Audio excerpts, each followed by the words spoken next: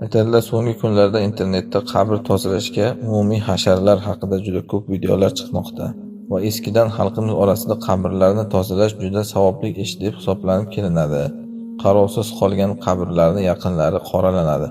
Misol, bir yigitning otasi vafot etdi va o'g'li uzoq vaqt qabrini ziyorat qilmadi.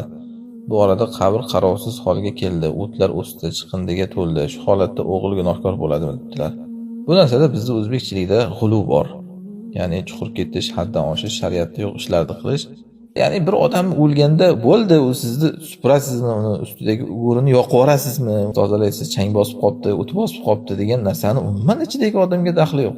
Qancha qabr gullatib qo'yilganlar borki, usti ichida u olov yonyapti uni qabrida. Qancha qabrlarning ustiga keluvchi hayvonlar bavul qilib yuribdi, lekin ichidagi odam jannat bog'laridan bir bog'da yotibdi u. Umuman tashqari hayotda u narsaga daxli yo'q. Odamlar shuning uchun hasharga chaqirib, qoralab, kelmagan odamni yomonlab, qilsin kimdir, mayli. Foydasi yo'q o'sha ishni, o'sha bilan Alloh uni ovora qilib qo'ygan ekan, qilsin o'sha ishini. Lekin bu uchun hammani ma'lumot qilib hasharga to'plab, bu narsaga hech qanaqa asos yo'q. Endi mayli, o'sha eldan qolmaslik kerak, xususan ochiq bir munkar bo'lmagan ishlarda.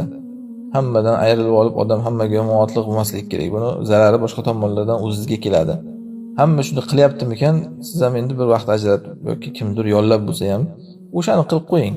Bu asl bor degani emas shariatda yoki shunday qilish kerak deganidan emas. Lekin odamlarda endi iloji yo'q, shu bir joyda yashagandan keyin odamlar bilan murosa qilib yashashga buyurilgan odam, ya'ni